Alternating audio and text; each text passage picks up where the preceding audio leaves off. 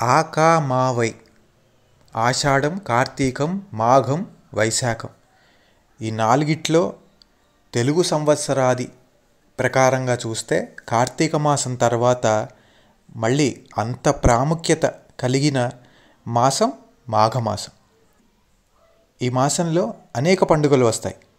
వివాహాది శుభకార్యాలు నిర్వహించేందుకు అనువైన మాసం.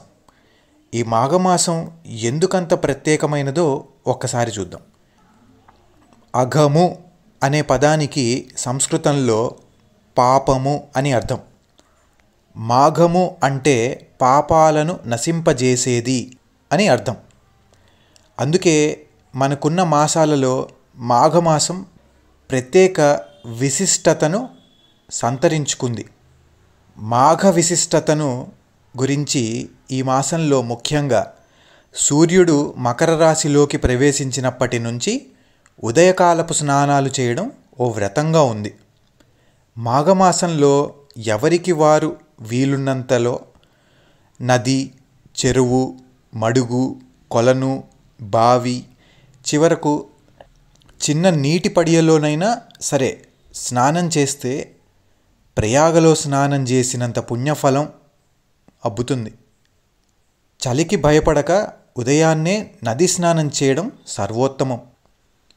ఈ మాసంలో ఉదయాన్నే దీపారాధన, నువ్వులతో హోమం, నువ్వుల దానం, నువ్వుల భక్షణం అంటే తినడం లాంటివి ముఖ్యమైనవి. మాఘమాసంలో శుద్ధ విదియ నాడు బెల్లం, ఉప్పు దానం చేయడం మంచిది. దీంతోపాటు పార్వతీ పూజ, లలితావ్రతం, హరతృతీయ వ్రతం చేస్తుంటారు. శుద్ధ చవితి నాడు గణేశ పూజ చేయడం, తిలదానాలు చేయడం మంచిదని సూచిస్తూ ఉంటారు. శుద్ధ పంచమిని శ్రీ పంచమి అని అంటారని ఆధ్యాత్మికవేత్తలు మనకి ఆల్రెడీ చెప్పి ఉన్నారు. శుద్ధ పంచమి రోజున సరస్వతి పూజ చేయడం విశేష ఫలప్రదం. దీన్నే కొన్ని ప్రాంతాల్లో వసంత పంచమి అని కూడా అంటారు. శుద్ధ సప్తమిని రథసప్తమి అంటారు. ఈ రోజున సూర్య జయంతిని జరుపుకుంటుంటారు. రథసప్తమి వ్రతం ఎంతో విశేషమైనది.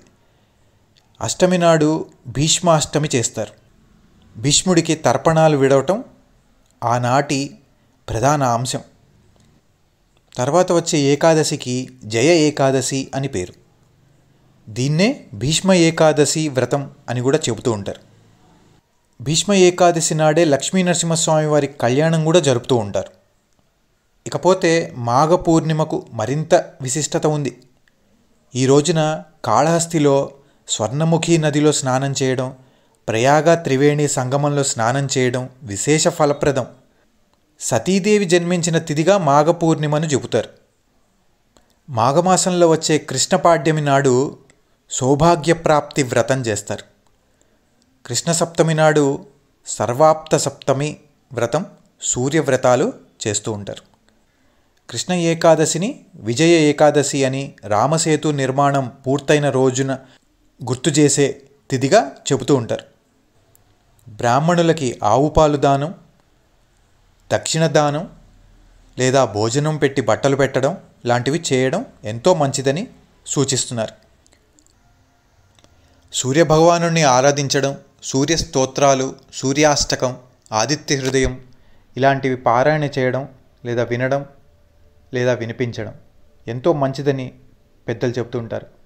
మీకు మా ప్లేలిస్ట్లో భక్తి అనే కేటగిరీలో ఇవన్నీ ఉన్నాయి. మీరు వింటారని, నలుగురితో పంచుకుంటారని ఆశిస్తూ